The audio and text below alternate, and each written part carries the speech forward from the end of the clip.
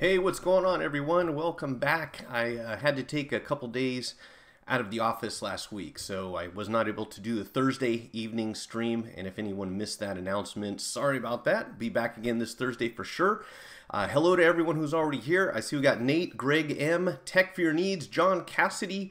How's it going, guys? Yeah, I like that little thing from Hitchhiker's Guide at the beginning, and just an idea here. If you want to keep yourself from getting old too soon, just try to remind yourself every day what it's like to be a kid, because, you know, the further we get through life, the stranger things seem to be when they're not familiar with us. And that definitely includes technology, right? So when you talk to someone who's a bit more resistant to change, they tend to be, not always, but oftentimes an older generation, because, you know, this stuff comes at us real fast. I mean, it's crazy. Today we are going to be talking about Comcast disabling their throttling system. I know it kind of sounds like a good thing, but you got to hear the whole story and then you'll go, oh, now I understand. Apple's new patents, including a squeezable iPhone. All right. Fresh Pixel 3 XL leak. The LG Q7 may arrive in the US soon. I love those headlines. It may arrive in the US soon and may not, I guess. It's the alternative. Samsung's canceled foldable phone. Probably not a bad idea. And the iPhone SE2, we might not see it this year. We might not see it at all. We really don't know, but indications are that it's not going to be released during 2018. We'll talk about all that and your comments right after this. What's going on, 1001 noisy cameras? Good to see you all here. George Dabrowski, thanks for joining us. And of course, Dave, wow, people are trickling in, so this is awesome. Well, I wanted to start this off with something that you guys know I feel very passionately about, and that's net neutrality, which has gone away. And we will be keeping a close eye on everything that major internet service providers do. I mean, they are going to be under a microscope, at least by people within this community, you know, and this is one of the things that you won't see in the mainstream media, because a lot of the advertising dollars that they get come from big cable companies. So obviously there's a huge conflict of interest there, like there is with many other things, which makes me happy and also proud to be able to communicate some information through this medium. This is what I love about YouTube. You know, that unfortunately there are a few things that are off limits for discussion, but for the most part we have more freedom here than anyone who works for a TV station, radio station, or any other major media platform like that does, which is changing. You know, we're seeing that one of the things about the new generation is that they don't really care about TV. Like, TV's not a big deal. People don't spend a lot of time sitting in front of a TV set anymore. It's on demand, it's social media, it's you know, things that you want to see when you want to see them, and of course there are good and bad sides to that. But here's an interesting thing. So Comcast apparently disabled their throttling system back in 2008. They had this thing in place in order to slow down what we used to call network hogs. You remember back in the days when you were trying to use the internet, someone down the street decided they were going to download a movie or something, or who knows what, and all of a sudden, you know, because we have that shared bandwidth on most connections, with the exception of DSL, which is kind of becoming a thing of the past, I think, when we talk about fiber or, you know, any other broadband communications that we get, to a certain extent you're sharing that bandwidth with people in your area or people that are on the same node that you are. So Comcast had put something into place, and they actually got caught, according to this article, allegedly, they got caught throttling specific applications. One of them was peer-to-peer sharing, so, you know, BitTorrent, that kind of thing. They specifically went in, again, according to the article, and this is what we believe to be true, and they said, we're going to throttle people who are using certain types of internet connections. And what happened was, you know, we got rid of net neutrality back in December, but one of the things that went along with that supposedly was that they would have to be more transparent with the way that they were controlling data usage. So yes, you can kind of do all sorts of things that we don't think would be in the public's best interest, although they have promised not to. So, but yet they needed to pass these laws to enable them to do exactly what it is they're promising not to do. So yeah, figure that one out. But one of the things was that they had to be more transparent, and that the FCC would supposedly keep an eye on how they were controlling this bandwidth. And this is a statement here from the Xfinity website, I believe, Comcast. Let's see. This is a company announcement from Monday. As reflected in a June 11, 2018 update to our Xfinity broadband disclosures, the congestion management system that was initially deployed in 2008 has been deactivated. And it goes on to kind of explain that they don't really need this anymore because their infrastructure has reached a point where it's not a problem with congestion anymore. However, they did keep in place data caps and continue to charge more money to people who were using anything beyond their allotment. So I don't believe that, I think there are 27 states in total here that they said where they actually have a data cap in place. So if you use more than that, even though you're not placing any strain on the system, you're not causing any negative effects to other people who are using the network, you still got dinged, you still got charged for going over your data cap. So if you had like a 1 terabyte data cap, if you went over that, you would have to pay $10 for every additional 50 gigs or an extra $50 every month for unlimited data. And this is one of the things here. You know, if you want to charge someone for speed, that's one thing. You know, we have upgraded packages where you can get a faster internet connection. You can charge people according to their usage. You can say you have 1 terabyte worth of usage, and then after that you're going to have to pay extra if you go beyond that. And these make sense from a business standpoint. You know, if you're standing at a gas station pumping gas, you get charged for the amount that you use, right? If you're accessing, I don't know, I'm trying to think of what else would fall into that category, but you get the idea. You know, you charge people according to what they use, and you can also say we can give you an upgraded connection speed for a certain amount of money. I think most of us are okay with that, with a few exceptions where they're calling things that aren't really broadband in order to satisfy that legal requirement.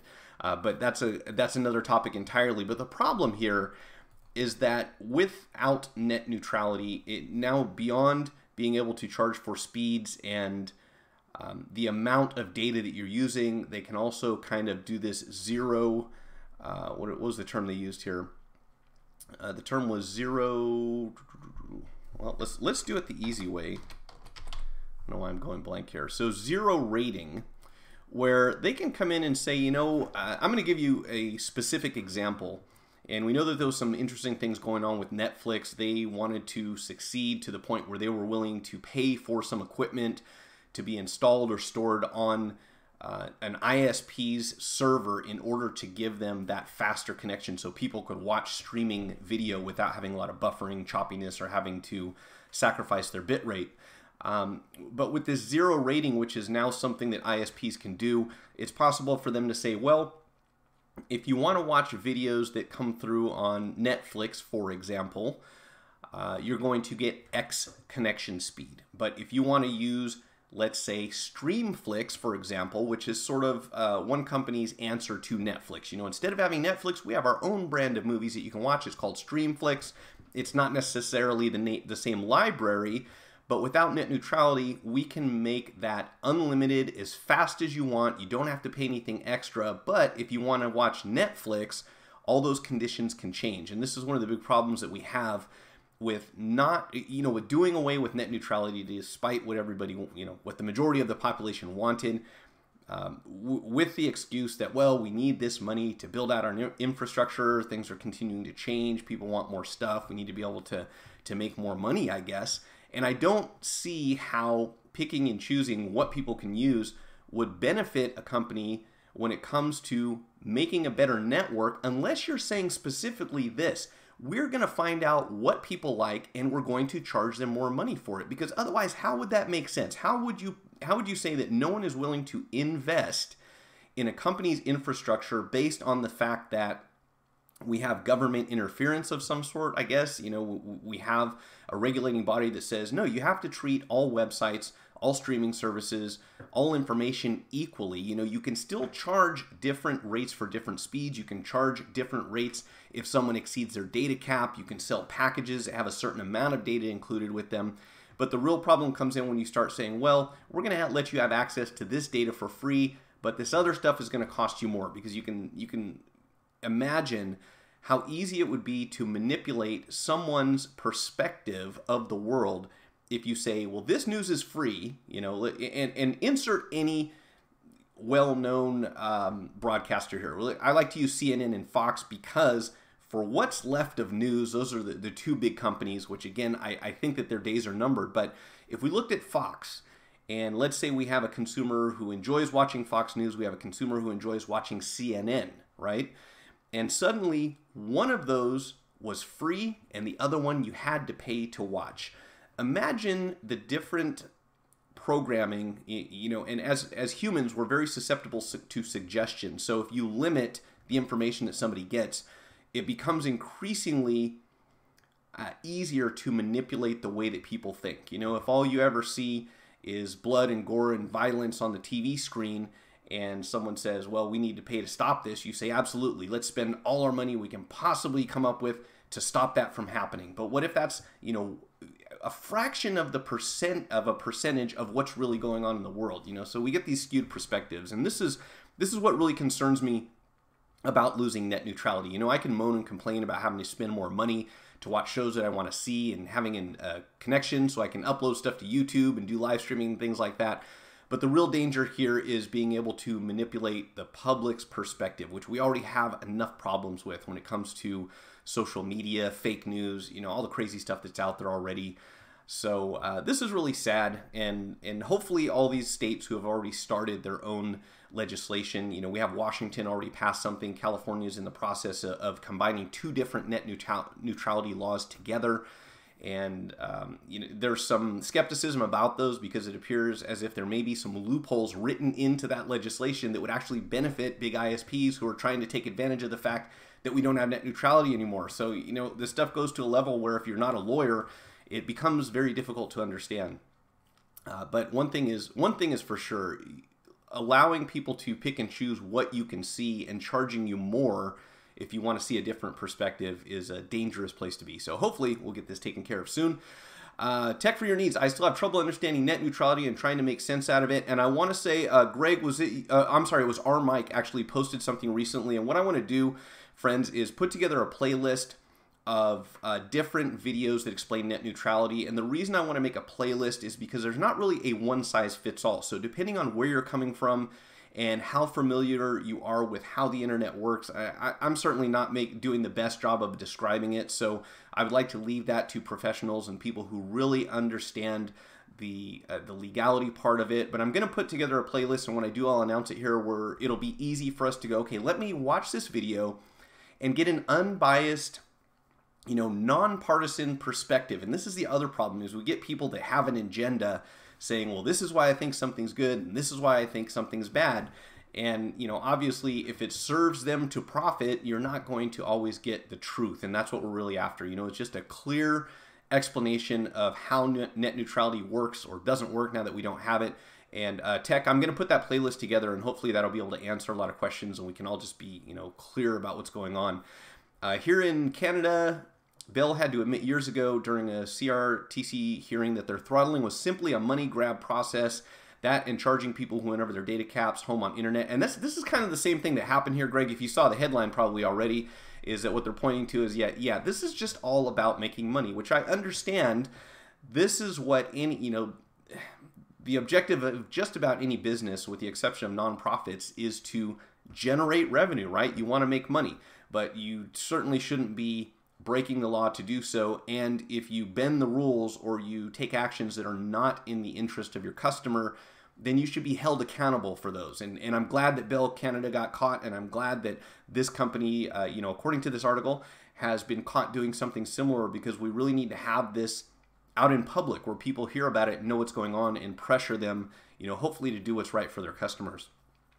Zero rating. So zero rating being that what I was talking about, if let's say, let's not pick on Comcast because we're talking about all big cable here. Let's say AT&T or Bell Canada or anyone else said, you know what, we've got our own version of YouTube. So you can upload videos onto our platform and everyone can watch them. But if you want to watch the actual YouTube, now you have to pay $5 a month on your package. So there is a zero rating for that company's own product or a product that they want to promote or something that's in their interest in one way or another, they give it to you for free. So there's a 0 rating, as opposed to charging people for other things. And another way to explain this is that, or another way that could take effect is that they say, well, you know what? You have a 1 terabyte data cap, but you can watch all of this one particular channel that we own and it won't count against the data that you're using. So in other words, what we want you to see, or maybe what our advertisers want you to see, or maybe what we get paid the most to bring to you, that stuff is free, and everything else you pay according to how much you use, or it counts against your data cap. So we say you have a certain amount of time that you can use watching other media sources, but once you run out of that, you can go over to the free stuff, which is what we want to give you, what we really want to put in front of our viewers. And I found out very recently, actually last week, guys, this is a strange thing that happened to me. Somehow my phone stopped connecting to my Wi-Fi, and I was on data usage for like a week, and I didn't even use it. I didn't even know it. So what I did is I used up all of my data plan on my phone right before I took a trip out of town. So if you can imagine, I go out of town, I have 0 data, like it's gone. And what they do is they take you down from LTE 4G connection to a slower speed, which I figured would be like 3G or maybe even Edge or something. But the speed that I was on was, I don't know, I want to say a fraction of the speed of what dial-up internet was. So for all practical purposes, yeah, you have a connection, but if you wanted to open an email, you're going to wait 30 seconds just for a text email to load. I did a speed test on Ookla, and it was like 0.02 Mbps. So it just crawling speed. For all practical purposes, I had no internet connection, which sucked. In a way, and in other ways, it was kind of cool to be disconnected, to have 0 notifications outside of text messages. If you can imagine that for a day, it was kind of cool. I would have to go to Wi-Fi. I could go inside, check my email, check all my other stuff, and then I was disconnected from notifications for like hours at a time. And I got to say, I enjoyed it. I was in a position where I didn't have to worry about anything important coming through. I let everyone know I was out of town. And it was refreshing not to have to worry about that. I even went out by the pool and just left my phone inside the hotel, which was great. Highly recommended. Bell Canada and Rogers 0 rate their streaming services for the cable internet connections. The CRTC, I believe, ruled against that in that on their cellular plans, aka it does not count against monthly data cap. Yeah, internet detox, man. Try it. I recommend it. Just try it for a day or half a day if you can get away with it. It's pretty cool. I also saw something, and I'm going to get off. I'm going to try to. The last articles we have on here are going to be short, so I don't have this on the screen.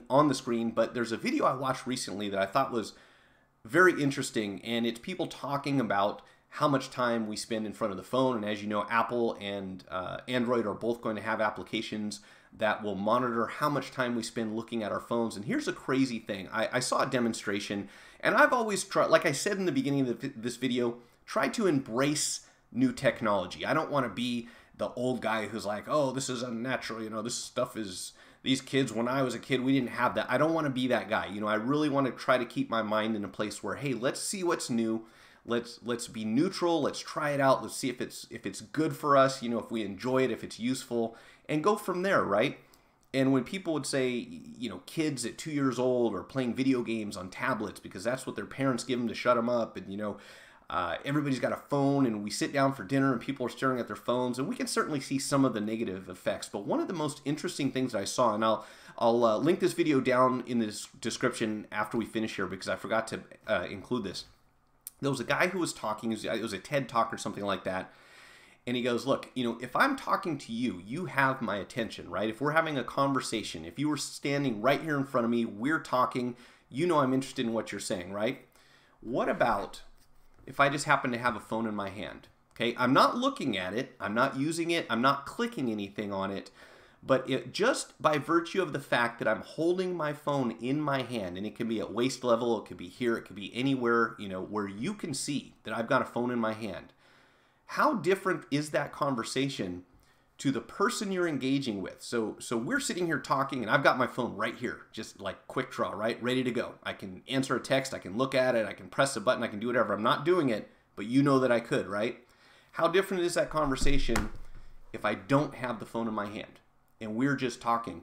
And I don't know about you guys, but for me, that hit really hard because just watching this guy on screen talking, the moment he picked up the phone, even though he wasn't using it, he's already communicated that this is not that important of a conversation because I've got something else here, you know, just at any second, I might divert my attention over here, and I haven't done it yet, but I might.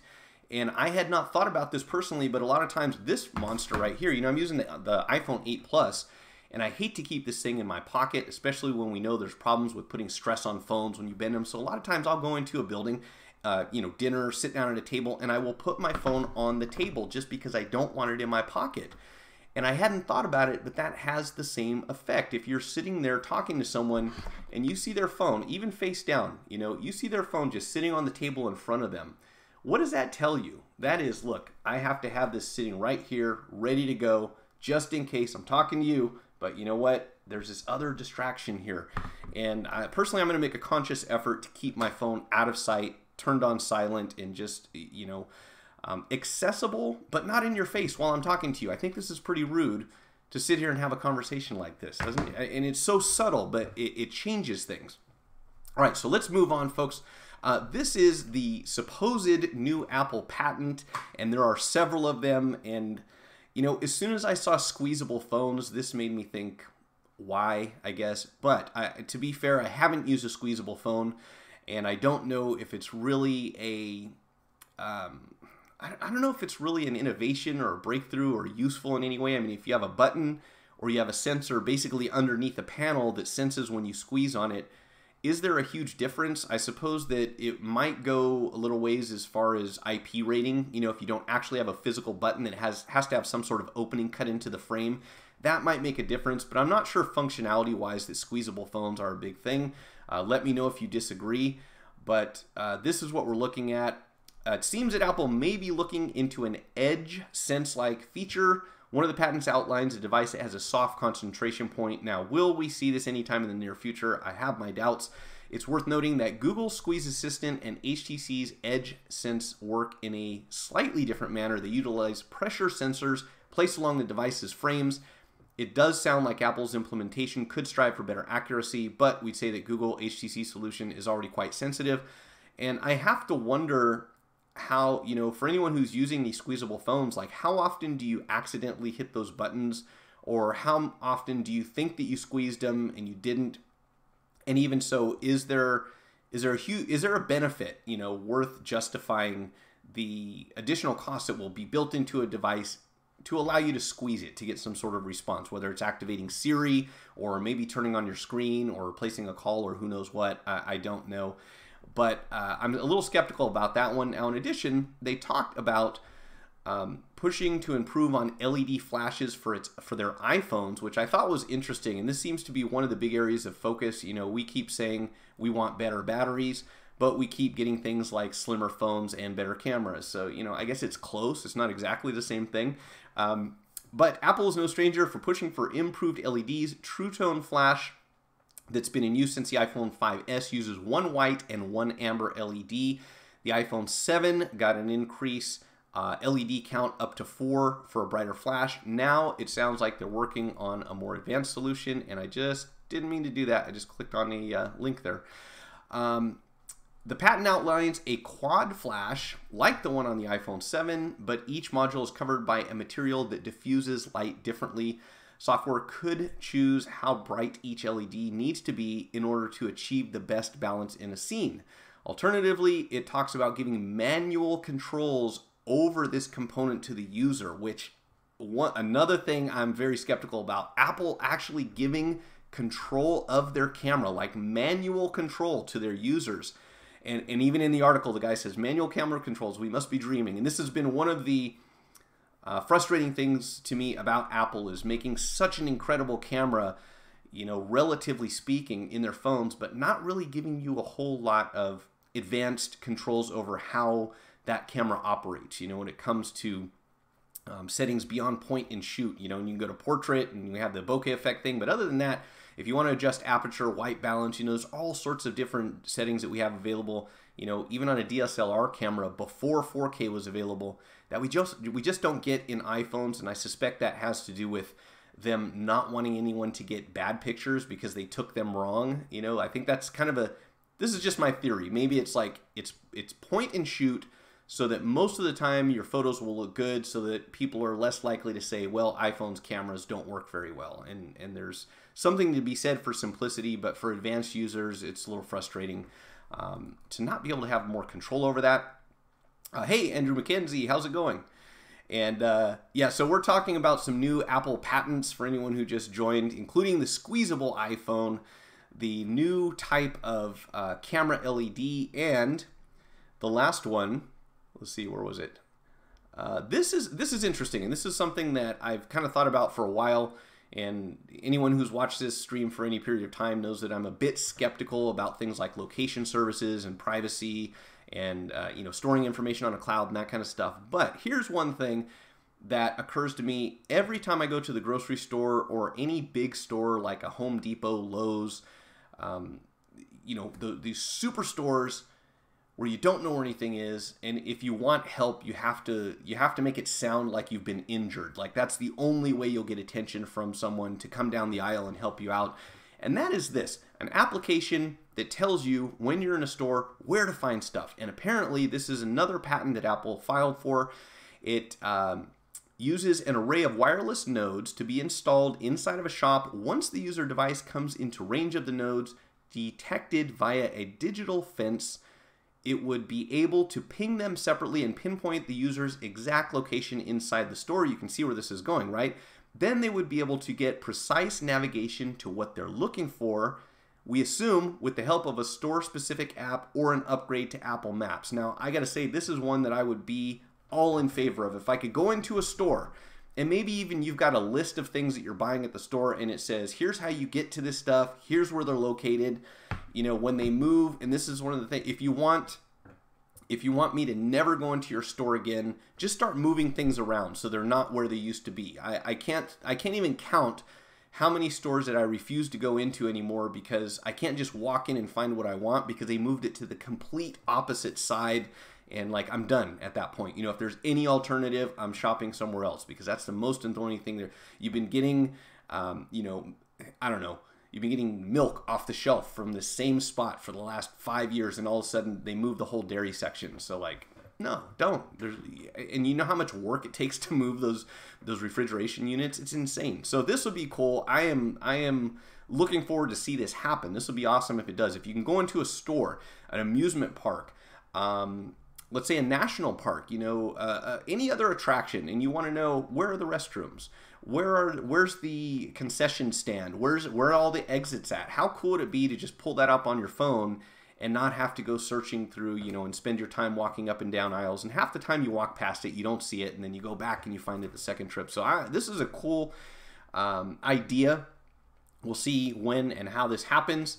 And last but not least, this is kind of ridiculous, and I think it's quite far-fetched, but this is, again, we see crazy stuff every time there's a new iPhone, and this is what they're talking about is something that would prevent your phone from being damaged when you drop it. And I don't know if you guys saw this video. They had one where the phone actually spun around and shot like compressed air out to cushion it before it hits the ground. Obviously, that's not happening anytime soon, but what this one says, and I am skeptical about this one, in this patent, a special processor will calculate impact geometry if the phone is hit with enough force. So in other words, when your phone hits the ground, something inside of it detects the angle that the phone is impacting, and if the processor detects too much pressure around a sensitive component, it will move an internal component around so that the impact geometry is changed and the force is shifted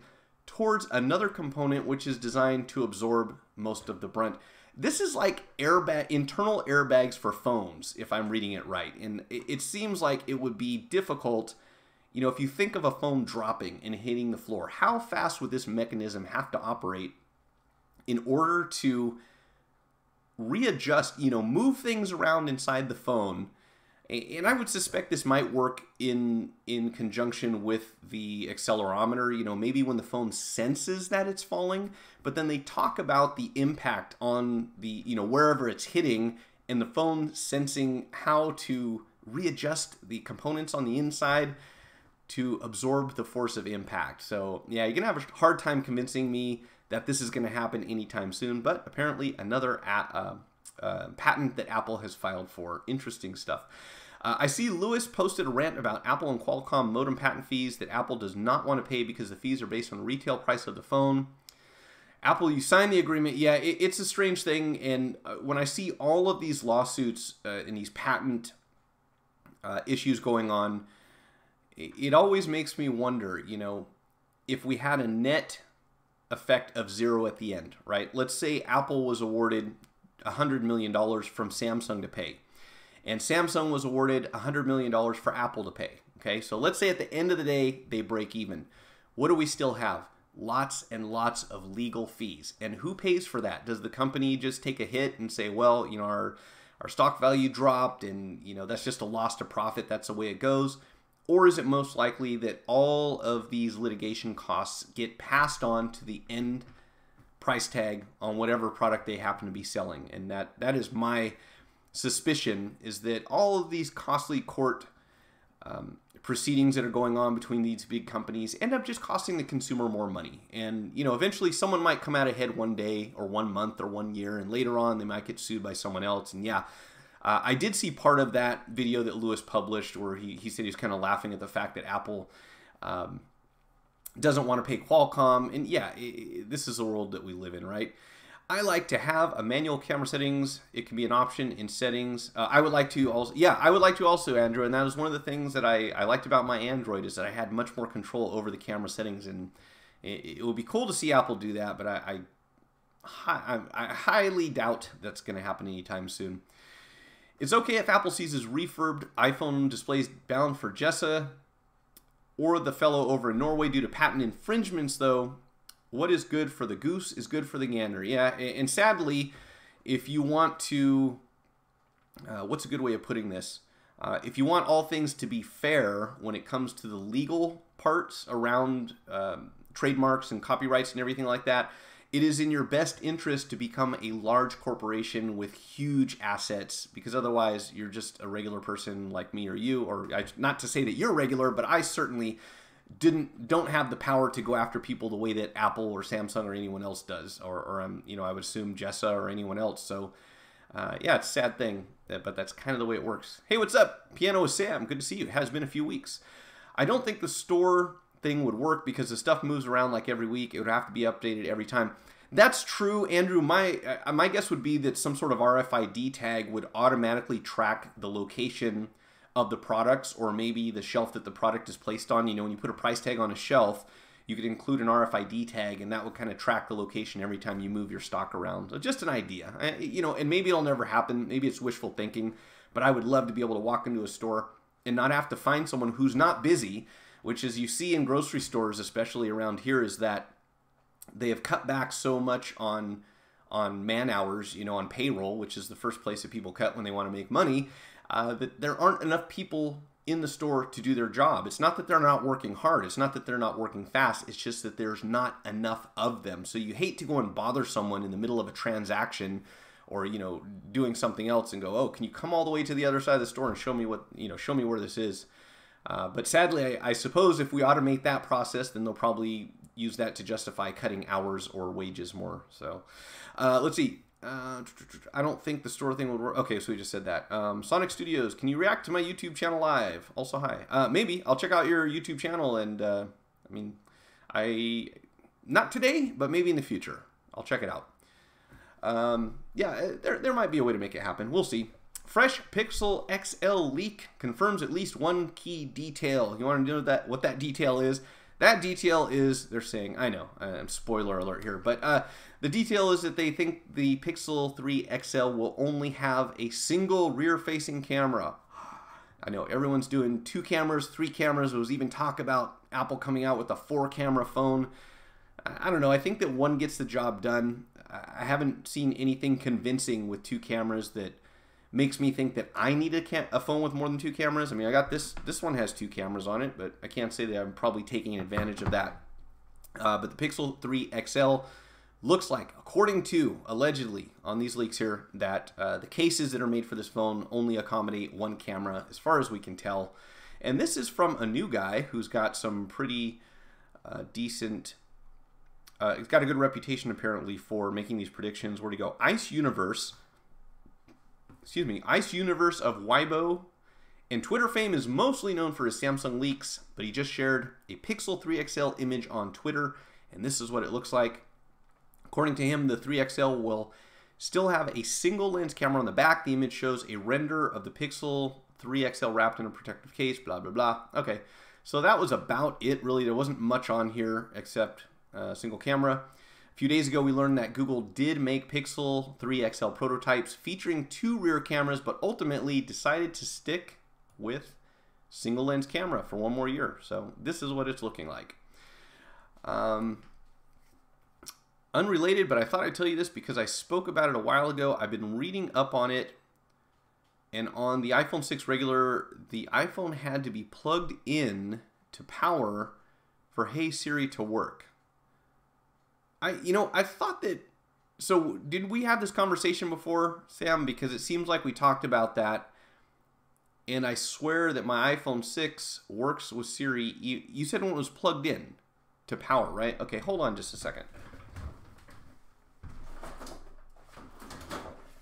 I don't have an iPhone 6, but I do have an iPhone 6 Plus. Do you think that one's supposed to be the same? Because I swear this thing works, Hey Siri, without being plugged in, but I don't have an iPhone 6 in front of me to test that one. So let me let this power up, and I'll tell you for sure it had to be plugged into power. Okay, well, let's find out. Although it's going to look goofy with this chroma key back here. Hopefully you'll be able to see the screen okay. And yes, it takes forever to power up, even though I'm running like 10.3. Let's see, let's go ahead and turn this off for a moment while I switch these tabs. Okay, so I have an iPhone 6 right here. Oh, and it's on the Apple site. This is from the Apple site. If you have an iPhone 6 or earlier, or another iPad or iPod Touch model, you need to plug in your device. You need to plug your power. Blah. Can I talk today? You need to plug your device into power first. Okay, so I have an iPhone 6 Plus. I know it looks a little goofy because of the chrome. Let me take it out of the package here, lest anyone think that I'm showing you a different phone. Okay, so iPhone. Ah, geez, it's hard to see here. Okay. Okay, you can see there's no S on this thing, right? Okay, so let me turn on the Hey Siri first of all. Where's she at? Siri. Okay, so I have enabled Hey Siri. Oh gosh, I need to set it up now, really? Okay, well, we'll find out for sure then, okay? Hopefully you guys can see this. I'll try to keep it in front of the screen. So I'm going to continue.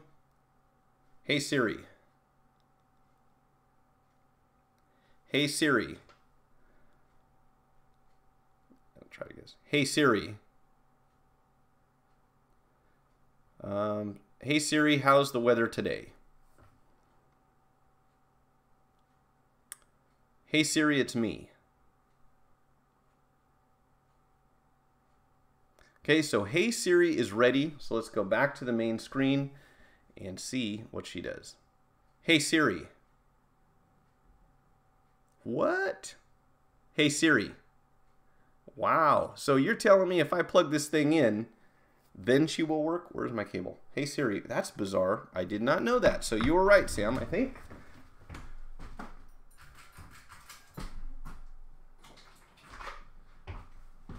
Well, let's make sure. I'm going to go ahead and plug this phone in because it definitely was not responding. Now you can say you told me so. I did not know that. I swear this thing worked before. Okay, so I'm plugging it in. Okay, and I don't know. You guys probably can't see that, but look at that. Allow this device, blah, blah, blah. Okay, so we're plugged in. Hey, Siri. Whoa. Okay, so I learned something today. I thought that Hey Siri worked all the time, but on the iPhone 6, it doesn't work when it's not plugged in. That's ridiculous. Okay, Sam, you got it. I'm sure on my iPhone 6 it never worked. On my iPhone 6s Plus it works as normal. I think it's stupid. I think it's crazy. Why would you have to plug your phone into a power supply in order for Siri to work? That is bizarre. But thanks for coming back and clearing that up. I think we had this discussion, and I was pretty sure that you were wrong, and you were right. So you cannot use your Hey Siri on an iPhone 6 or earlier unless it's plugged in. That's weird. But you can still use Siri, I assume, right? So let's unplug it. And if I hold the button down, we get Siri. So yeah, just Hey Siri. That's bizarre. All right. So now we know. All right, so over here we have, so if anyone's diagnosing a phone and Hey Siri's not working, if it's an iPhone 6 or earlier, definitely plug it in, because that would have thrown me off for sure. I'm glad you brought that up. LG Q7 may arrive in the US soon with an Android One variant on T-Mobile. How do they know this, or why do they think this?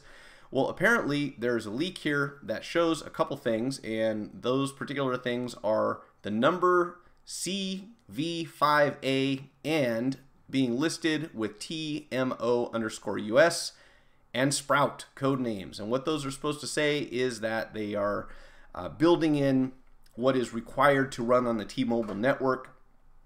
The model number also gives us a clear indication that it's a variant of the LG Q7. And let's see, what else? This thing is running a Snapdragon 450 chipset, 5.5-inch 18:9 FHD display, and Android 8.1 Oreo. Lines up nicely with the LG Q7, and that's about it. There wasn't much more to this, but it is kind of cool that Android One kind of started off as just a being designed for lower-end phones, and apparently a lot of people like to just have the straight Android or this version of Android on it. And if it comes to T-Mobile, then I would think, and I could be wrong, I would think that it's going to be available on AT&T. We'll see. It kind of makes sense that if they made a GSM version that they would make one for both carriers. But we won't know much about that for a while. It would be nice to see LG do something that people get excited about. I don't know if this is going to be the one to do it, but maybe. So that would be interesting. And Noisy Cameras, thank you so much for putting those up there. I think some of these are going to be very short, so certainly feel free to do so. I hate to like jump around so much, but there are a couple of things I want to wrap up before we finish here. Let's see. Because it's always listening, it will eat up lots of battery life, and the 6S and above have more efficient software. Okay, well that's good to know. I was wondering why they would, disable that feature. So, okay, that makes sense. That totally makes sense. I have a Samsung Galaxy Note 8. I just looked here on an iPhone 5, and Siri configuration screen and settings says that Hey Siri only works when the phone is plugged in. Okay, how this got past me, because I don't use Siri. I used Siri a few times and she didn't give me the answers that I wanted, and I kind of thought it was weird to have that Hey Siri listening all the time. I didn't know about the battery issue, but I assume that, I don't know, just having Siri listening to me all the time was a weird. I don't like it. That's just me.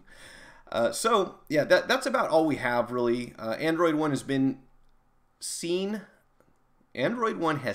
a few select models arrived in the States so far, including some of Nokia's devices, as well as Moto X4 on Project Fi last year. Now though, it's looking like LG wants to step into the ring. So, and this is one of the things about LG that I've thought for a long time, and that is that they need to choose whether to become a premium handset manufacturer or to concentrate on the budget area more so, and maybe stop trying to be a mid-range, because it doesn't look like we have a lot of people who are excited at least about LG's mid-range lineup.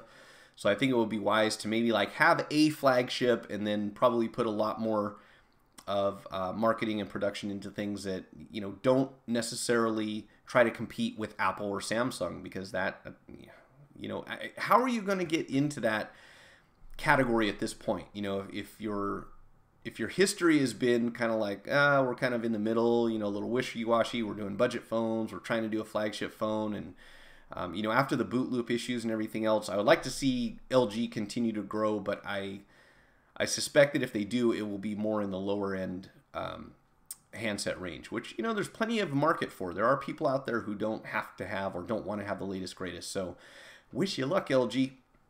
The phone runs Oreo, and there is an Oreo ad. Yeah, isn't that great? This is the thing about a lot of the stuff that I see coming into my feed, is so many things that they think that they understand what I'm looking for, and clearly they don't. So yeah, it is pretty funny. Samsung cover low, mid, high end, and so LG is doing the same thing. Yeah, but they unfortunately they're not really experiencing a lot of success in the high end, you know. So maybe that'll change, and maybe they will. Maybe they will do a lot better in the mid range. Who knows? I'd like to see someone. I would like to see someone give Apple and Samsung a little more competition, or at least Samsung. You know, we really only have one big Android player in the game right now, so maybe LG will be the one to do it. Okay, so let's wrap that up. Let's move over here to Samsung's canceled foldable phone, which I think is a good thing. And when you see this picture, you will probably agree also. So apparently, if you haven't already heard, Samsung has been talking, or there have been rumors floating around about Samsung introducing a $2,000 foldable phone or foldable handset, which, you know, have at it. You know, sky's the limit. Give it a shot. If someone's going to buy it, fine. But how many people, I know we said this about the iPhone 10, how many people are going to spend $1,000 on a phone? Well, found out, quite a few. How many people are going to spend $2,000 on a phone, especially one which, you know, as much of an Android fan as I am, I have to admit that there's a clear difference in depreciation factor when it comes to any Android phone in comparison to iPhones. You know, that's the bottom line. You can get an iPhone, if you got an iPhone 7, you can probably still sell it for $350, $400, maybe more. If you've got a Galaxy phone that came out at the same point in time that the iPhone 7 did with similar specs, I don't think that you're going to get the same amount of money. So we've seen Apple kind of retain their value a little better on their handset.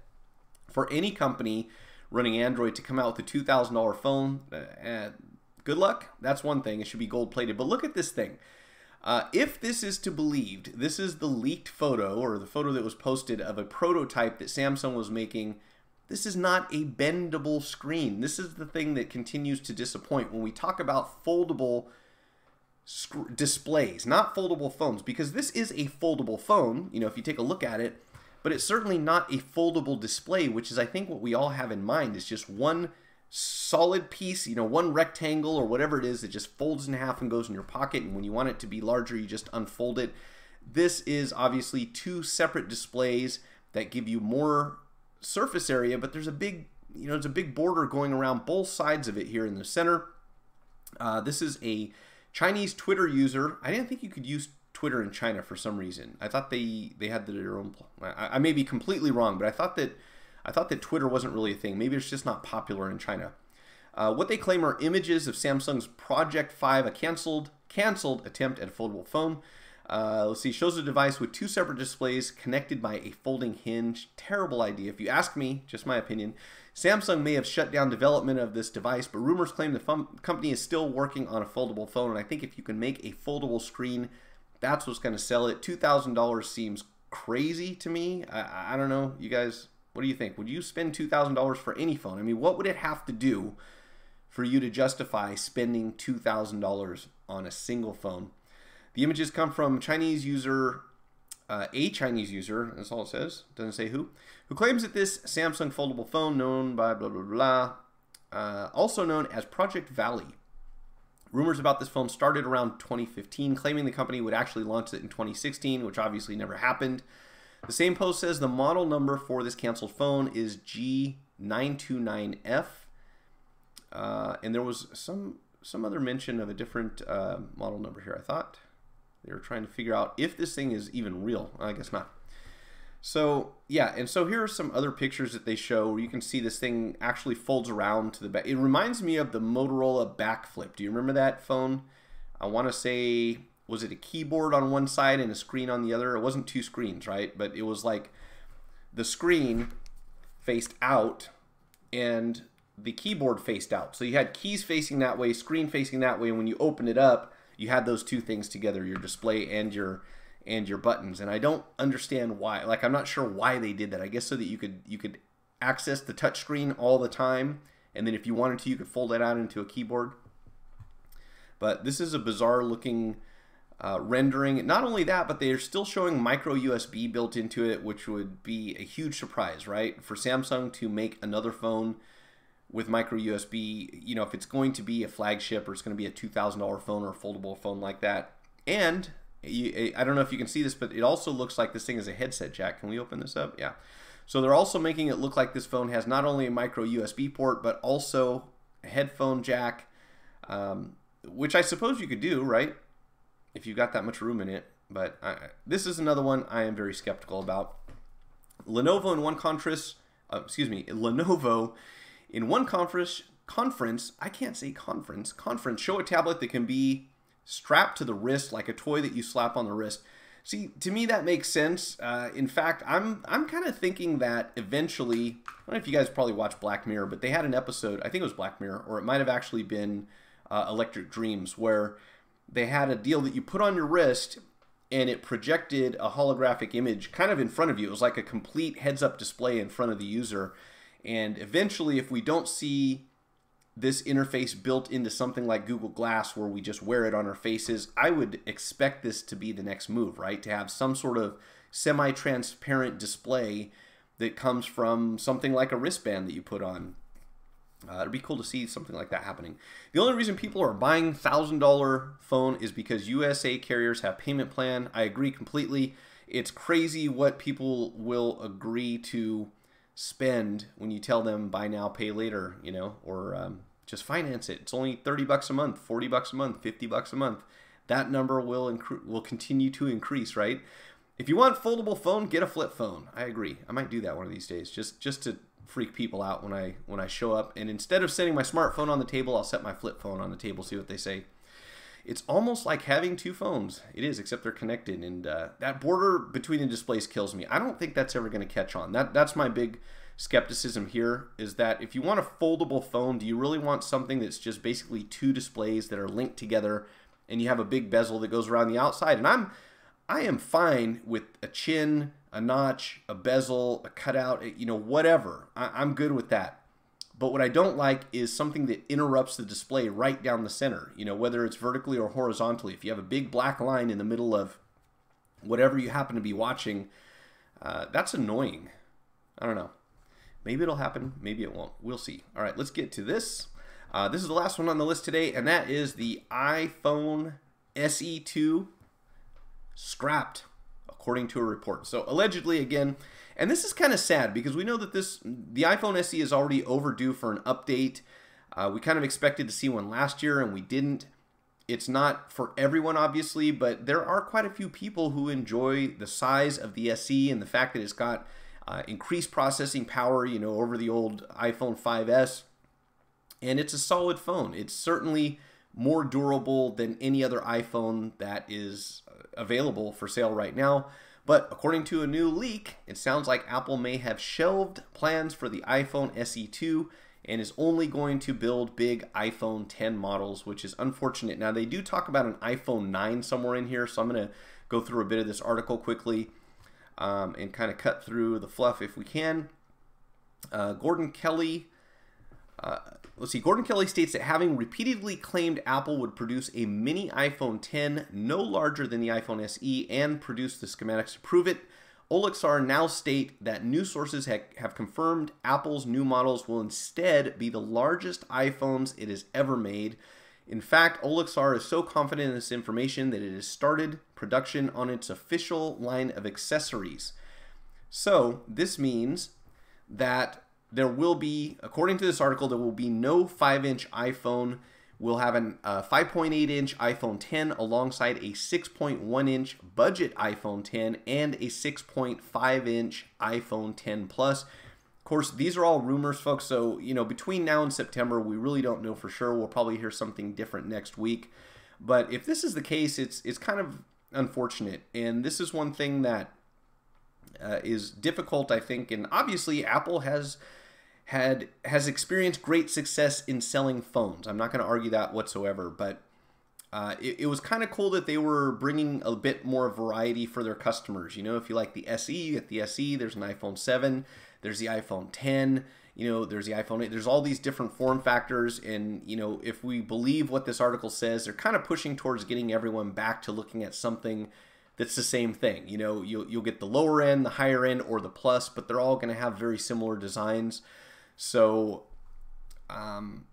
that's tough, I think, for customers, you know, and this is one of the things about Apple that's always, from the beginning, initially it was one phone. You want an iPhone, you get an iPhone. You get the I don't want to call it the 2G because I've been corrected and told that this is not the 2G, but the first generation iPhone, that's what you had. You could get it in 4 gigabytes and later 8. And then we had the iPhone 3G, and that was it. That year, you could buy the iPhone 3G, or I suspect the previous year's model. But there wasn't anything in the way of variety. So it seemed like a good move for Apple to kind of, have different designs. This is an iPhone 5.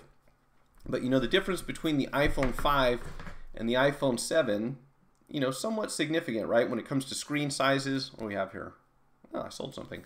When it comes to a lot of different things, and this is one thing that I wanted to discuss quickly right here at the end because we have just a couple minutes left, and that was an article I came across where they were talking about how most consumers have never had a problem with the thickness of a phone. So if we go all the way back to the iPhone, the original iPhone, and I will say this is a thick phone. Okay, if you put this side by side, take a look at this. I did this morning.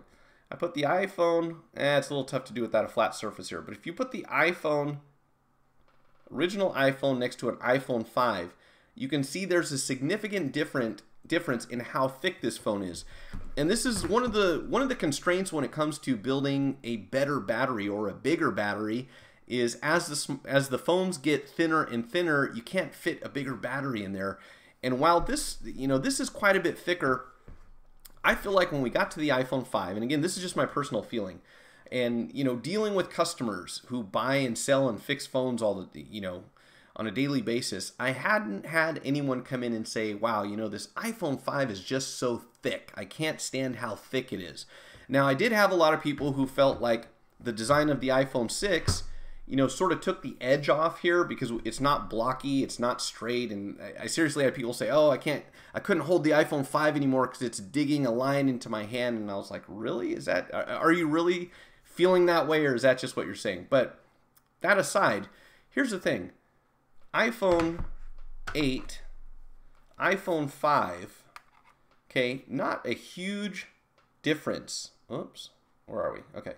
Not a huge difference in how thick these phones are, and in fact, if you take into consideration the camera bump, you're basically looking at a phone that is, sits just as high on a table or takes up just about as much space when it comes to thickness, especially when you put a case on it, because you don't want your phone to sit on the camera bump and chew up the lens, which it always does. Sapphire, Gorilla Glass or not, doesn't really matter. And yet we've been sold on the idea that we need to have thinner phones, and there are some people who say, yes, I like my phone to be thinner and thinner, but that was one of the main reasons it was given for the elimination of the headphone jack, right? When we got to the iPhone 7, we couldn't fit the headphone jack in anymore because it would have made the phone too thick, right? Are you seeing what I'm seeing here? How much did we save on this thing in thickness that made us feel like we could no longer have a headphone jack on the bottom of the phone? So that part I'm not buying, especially when we have a bunch of other manufacturers who are still able to fit a headphone jack into the phone. And I definitely don't speak for everyone, but I could certainly allow my phone to be 0.4 millimeters thicker if that meant my battery was better. I have a headphone jack, and especially if you built in infrared blaster, which I know no one cares about besides me, but that's kind of my thing. I like to be able to control my televisions, which I still do watch on occasion with my phone, and it makes for some fun pranks. Anyhow, yes, phone thickness. All the kids where I live have an iPhone SE. All right, Andrew, are you in England? I know you told me before. Sorry, guys, I need to tag your name so I can remember where you're all at, where you're located. I actually wanted to buy the iPhone SE2 if and when it comes out, and I was kind of excited for the SE2 as well. I thought that would be a good alternative for people who don't want a huge screen.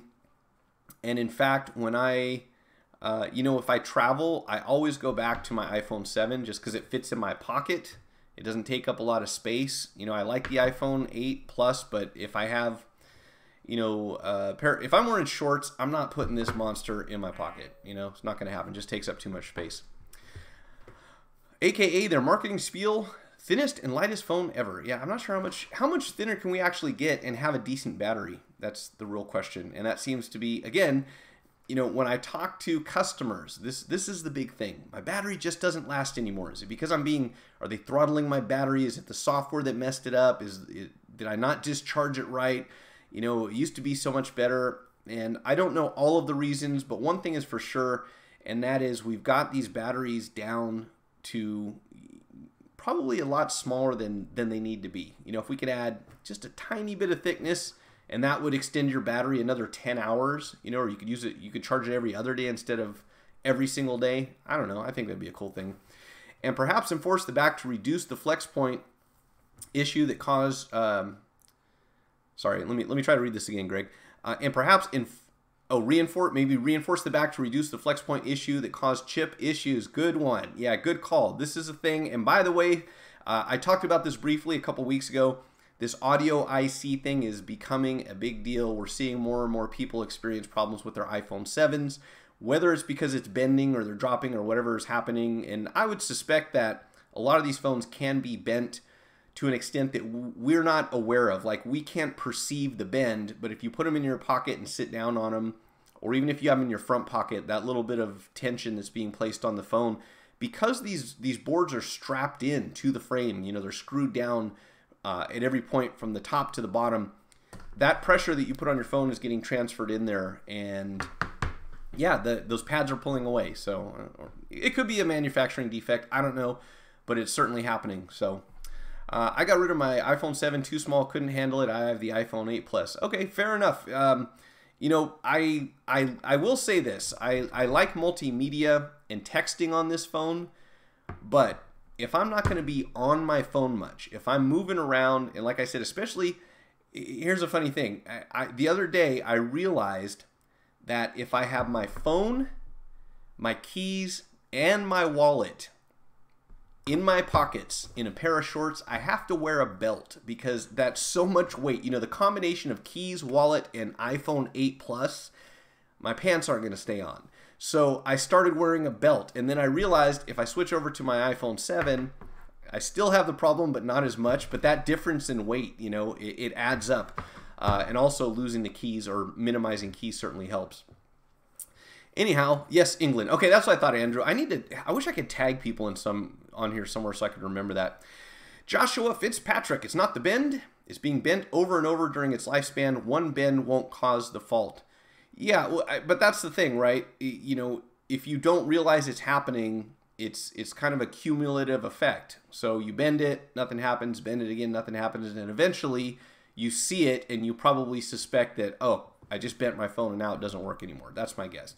And that's the thing that we see with a lot of broken screens is the phone's been dropped 30 or 40 times, and then the customer says, well, I just dropped it 2 feet onto the carpet and the whole screen shattered. Well, more than likely there was a crack in there somewhere or a micro fracture that you couldn't see in that last little bit of impact, just like the windshield on your car. If you get that little ding from a pebble while you're driving down the freeway and there's a chip there, you're usually okay unless something else hits the windshield in the same spot and then the whole thing explodes. So I want to get that taken care of. All right, friends, it's 3 o'clock. I'm going to get out of here. I'll be back Thursday at 6 p.m. And then again next Monday, 2 p.m., always Pacific Standard Time. Because that's where I'm at. So for those of you on the other side of the world, whatever time of day that is, I will see you then. Thank you so much for watching. This is the end. I'll talk to you later.